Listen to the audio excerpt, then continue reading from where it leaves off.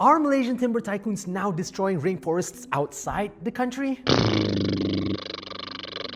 Hello and welcome to today's episode of CILISELASA, where we discuss issue semasa with me, your host Iqbal. And today I want to talk about something that happened in Papua New Guinea recently, which made a lot of people really mad at Malaysia. These Malaysians, they are greedy and selfish. Just like what they are doing to our forest. They are getting timbers logging and all this. And what are they doing for us? There is a map of PNG that has logging concessions everywhere. The Malaysians, all they need is the signature of the clan leader. That will open doors for them to bring all the machinery into the land, into the forest. And make you some slave blood. So much slave blood, slave blood. Yeah, imagine thinking Malaysia was innocent and then finding out this must be what it feels like to be Singaporean in the rest of ASEAN. But in case you missed what was going on in the video, last month, environmental groups Rimba Watch, Bruno Manserfonds, as well as an environmental alliance released this 56-page report exposing how Malaysian companies are behind mass-scale deforestation and logging activities in the country. So, to help you understand everything you need to know, I'm going to break down this report starting with what all of this is about, who are the companies behind these projects, what they're doing to the local indigenous population living in these rainforests, and whether or not anything can be done about this. Starting with, what is this report about? So, the report titled Exposing Malaysia's Grip Over Papua New Guinea's Rainforests is exactly about that. For example, one of the claims they've made is that 2 million hectares of rainforest in Papua New Guinea are being threatened by forest clearing licenses, and most of these, 97%, are linked to Malaysians, some of whom have ties to Sarawak politics, including a municipal councillor, one former senator, and this Datuk Sri, who was a former president of the Sarawak Chinese Federation. But so, how did these guys and these companies get these licenses in the first place? To explain that, you need to understand Papua New Guinea's land laws, specifically laws to do with customary land. Now, most of the land in Papua New Guinea are customary land, which means that the people living on the land have customary rights to that land without formal land titles. It's kind of like if you were peacefully watching TV in the living room of your house and your older sibling comes in being like, hey, I want the remote now, but you say, but I've been watching the TV, so it's mine, go do something else. And then your sibling's like, oh, is it really yours? I don't see your name on it. And you're like, well, I didn't think I needed to put my name on this remote to watch TV. And in fact, this was probably where the complications began, because without formal land titles, businesses can't really set up anywhere in case a customary owner suddenly shows up saying, hey, you can't build a house here, this is my land. So instead, how the Papua New Guinea government got around this was by passing a land act which allows them to lease customary land for the purpose of granting a special agricultural and business lease, or SABL, to either a person, a land group, business group, or other incorporated body. So in human terms, what that means is this act allowed the government to create a temporary title of that land to lease to the business or person trying to set up shop there, while suspending the customary rights of the original owners during the lease's duration. If this sounds scammy, it kinda is. In the first decade after these SABLs were created, a bunch of companies who got these leases were taken to court because part of the condition for leasing out the land to companies is that the customary landowner has to agree, and in the cases of these companies, the owners just never did. For example, back in 2013, a commission of inquiry looked into 42 SABLs and found that only 4 had actual landowner consent and a real agricultural project, while the rest were built on lies. But clearly, if this has been going on for a while now, and if these projects can only jalan with landowners' agreement, why aren't we only hearing about 2 million hectares of rainforest being threatened right now?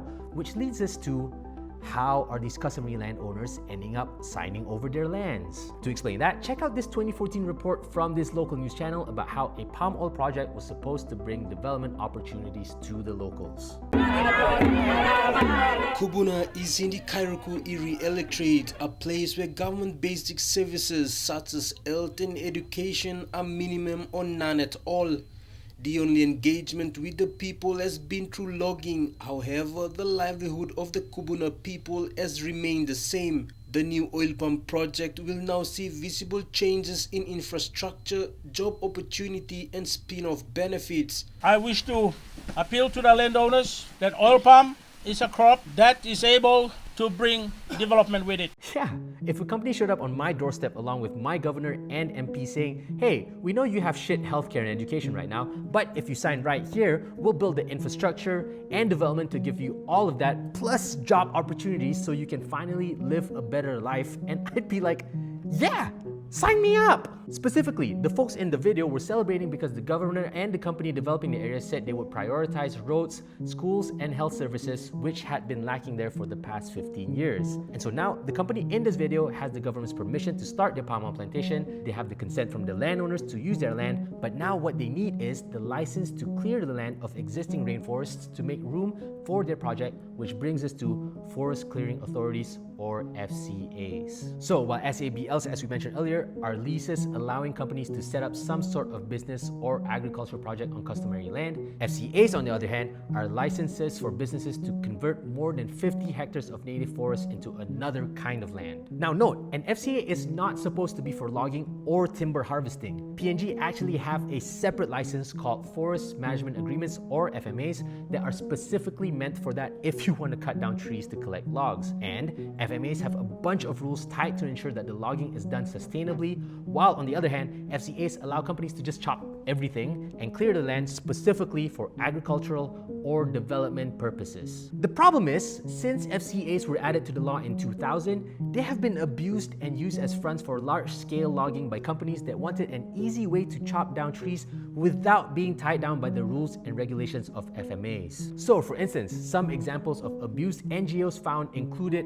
obviously unviable plans getting approved, companies asking to log areas way bigger than what their projects needed, or companies only cutting down the valuable trees while leaving brush behind, showing this was not about land clearing, but was instead all about logging the whole time. And again, while FCAs require that the land is cleared for agriculture or development, some of these companies don't even bother doing that at all, while some others even resorted to using violence against protesters with the help of police. Which leads me to the next part why all of this is especially concerning, is because in this case, unfortunately, as Malaysians, we're the bad guys here. So, according to the report, out of 67 FCA licenses, 65 or 97% of these are either held by subsidiaries of Malaysian companies or held by companies who have directors or shareholders who are either Malaysians or live in Malaysia. Basically, it's like if you threw a dart at a map of Papua New Guinea, you'll probably hit a forest whose logging license is held by a Malaysian. And specifically, the report identified 79 Malaysians, some of whom come with incredible tea. For example, this guy who is a former Sarawak senator, or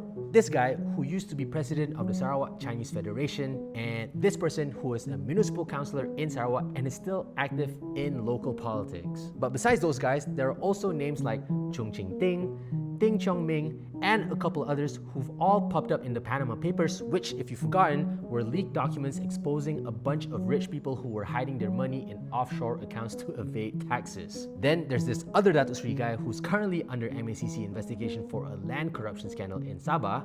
But wait, there's more! There's also these names who were tied to Sarawak's timber dynasties. So for example, you've got 5 people with the He name, which is associated with Asia Plywood Group, 8 with the Lau name, which is associated with KTS Group, 12 with the Ling name, associated with Shin Yang Group, 9 with the Tiong name, associated with Rambutan Hijau, and 10 with the Wong name, which is associated with WTK Group. And together, these families make up 31% of the Malaysians involved, but control 60% of the licenses and almost 80% of the total FCA areas. And I haven't even included the names who've already gotten into trouble with the government, like these 2 who were accused of illegal logging, this guy who was charged with fraud, or this guy who was straight up deported from Papua New Guinea. And I know this might be too many different names and companies for you guys to be keeping up with, but if you want an easy way to keep up to date with the latest news and events, definitely check out The Coffee Break. The Coffee Break is a free daily newsletter that sums up the biggest local and global stories in under 5 minutes. You can sign up for them using our code CILISELASA, that's CILISEOS, to help them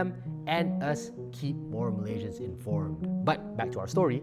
All in all, these aren't just a few random small-time Malaysian business people cutting a few trees. These allegations involve the same families and companies that have deforested Malaysia but are now doing it all over again in someone else's backyard, resulting in some horrifying consequences. For example, in this FCA held by a company fully owned by a Malaysian national, the report alleged that the landowners who didn't give their consent were threatened with guns and locked up in a shipping container for up to 1 week.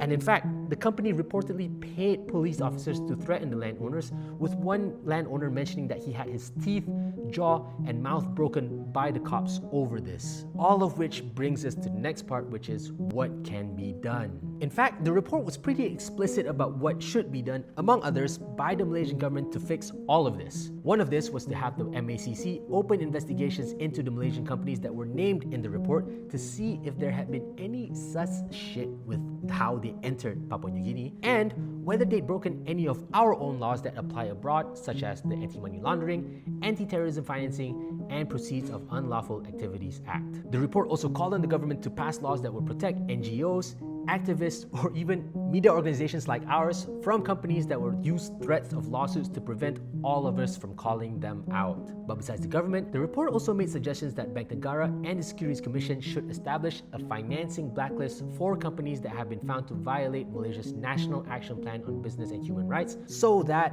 these companies wouldn't be able to apply for loans or any other form of financing in the country. Last but not least, the guys behind the report also launched a petition which you guys can sign calling for an end to the deforestation in Papua New Guinea and the cancellation of FCAs. The petition currently has just over 3,500 signatures, and we'll put the link to it below wherever you're watching this video or at our link in our bio, so go ahead and share that around. Because ultimately, what's happening here isn't just the actions of a few Malaysians finding ways to exploit vulnerable communities living far away from us. It's also a reflection of us as a society and as a country and how we see ourselves standing in the eyes of the world.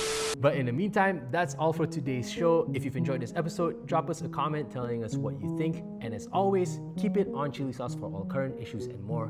Tambah pedas.